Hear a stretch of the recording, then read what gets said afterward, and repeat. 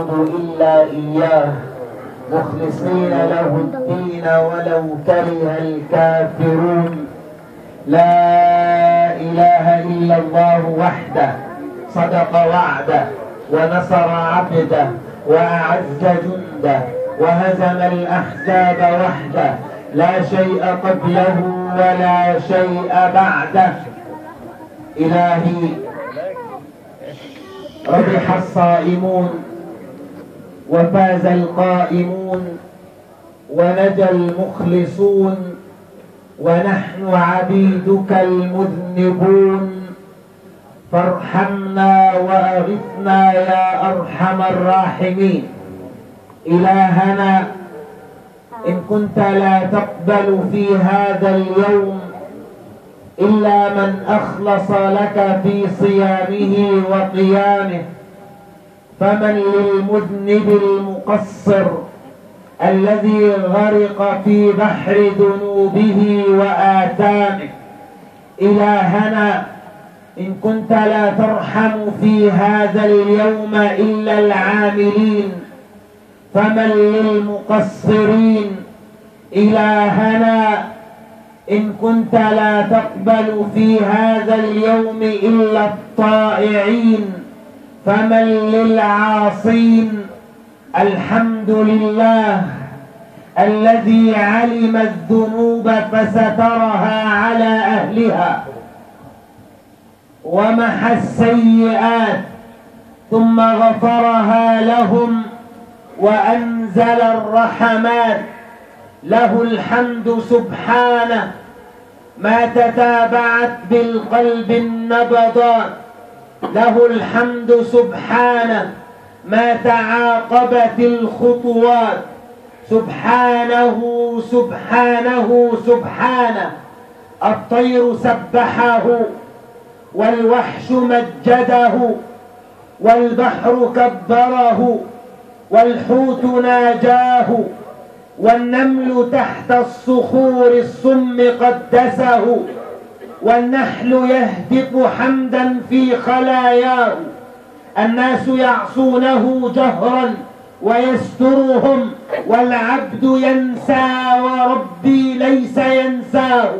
وأشهد أن لا إله إلا الله، لا مقيل للعثرات إلا هو،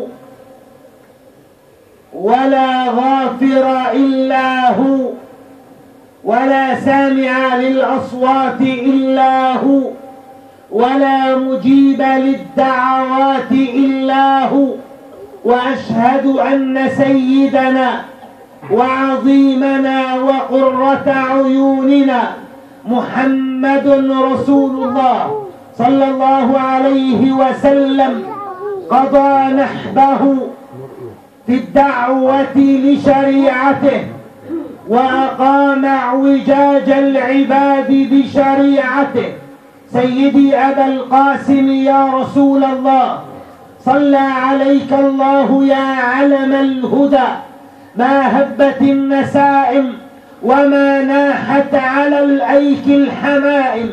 عباد الله، أوصيكم ونفسي الخاطئة بتقوى الله العظيم، فهي وصية الله لكم ولمن كان قبلكم. ولقد وصينا الذين أوتوا الكتاب من قبلكم وإياكم أن اتقوا الله. أما بعد، فيا أمة الحبيب المصطفى صلى الله عليه وسلم، هذا يوم الحصاد، هذا يوم المغفرة، هذا يوم المرحمة، هذا يوم يفرح الصائمون، هذا يوم يفوز المخبتون، هذا يوم ينجو المخلصون ويندم المقصرون العاصون. هذا اليوم الذي يتجلى الله سبحانه فيه على عباده الصائمين فيغفر لهم ذنوبهم ويتجاوز عن خطاياهم ويرحمهم، هذا يوم الجائزة. قال صلوات ربي وسلامه عليه: إذا كان يوم الفطر وقفت الملائكة على أبواب الطرقات ونادوا المسلمين: يا معشر الصائمين، اغدوا إلى رب كريم يمن بالخير ثم يثيب عليه الجزيل، لقد أمرتم بقيام الليل فقمتم، وأمرتم بصيام النهار فصمتم، وأطعتم ربكم فاقبضوا جوائزكم. فإذا صلوا نادتهم الملائكة أن ارجعوا إلى رحالكم فقد غفر الله لكم، فهو يوم الجائزة، ويسمى ذلك اليوم في السماء يوم الجائزة. هذا يوم المغفرة، يوم المرحمة، يوم يتجاوز الله عز وجل عن خطايا عباده ويعفو عن سيئاتهم ويرحم مخطئهم ويتجاوز عن مسيئهم. إذا كان ربنا سبحانه وتعالى يعفو عن العباد، فحري بنا يا أمة النبي محمد، حري بنا يا إخوة الإيمان أن نكون أيضا في هذا اليوم أهلا للعفو والمغفرة، أهلا لأن نتجاوز عن أخطاء بعضنا ويعفو بعضنا عن بعض. حري بنا أن تصفو قلوبنا وتتصافح أيدينا وتتسامح أنفسنا وتسمو أرواحنا. حري بنا في هذا اليوم أن نزيل الضغناء والشحناء والبغضاء من قلوبنا حتى نكون أهلا لنظر الله عز وجل إلينا.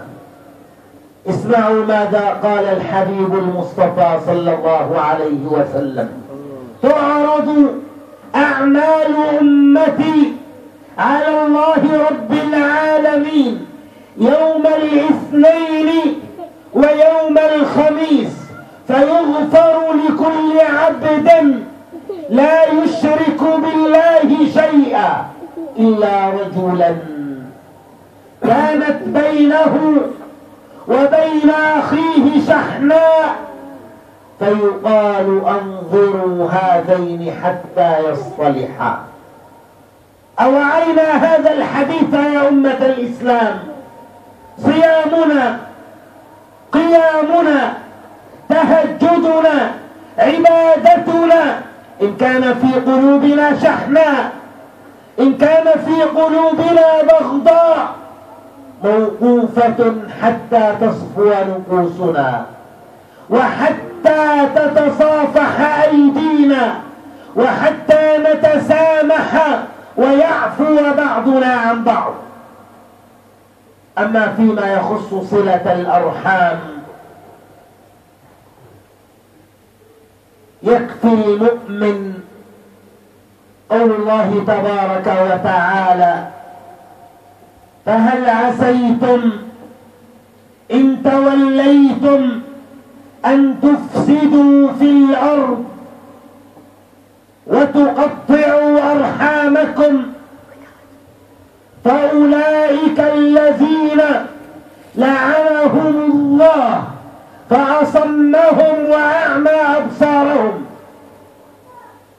أعرني قلبك لحظات مع هذه الآية الكريمة وأنصت بخشوع إلى قول الله جل في علاه: فهل عسيتم إن توليتم أن تفسدوا في الأرض وتقطعوا أرحامكم. ما جزاؤهم يا رب؟ يأتي الجواب من رب العزة: فأولئك الذين لعنهم الله. ثم ماذا؟ فأصمهم وأعمى أبصارهم. قاطع الرحم بنص كتاب الله ملعون، والملعون مطرود من رحمة الله. قاطع الرحم سوى نفسه بإبليس، فكان جزاؤه أن قال له ربنا: وإن عليك لعنتي إلى يوم الدين. وقاطع الرحم ملعون، فأولئك الذين لعنهم الله فأصمهم وأعمى أبصارهم. أنا أحتاج إخوة الإيمان بيانا بعد هذا أبلغ من هذا البيان، وتحذيرا شديدا أشد من هذا التحذير. اسمع ماذا يقول نبيك المصطفى بعد أن نسمع الصلاة على رسول الله صلى الله عليه وسلم.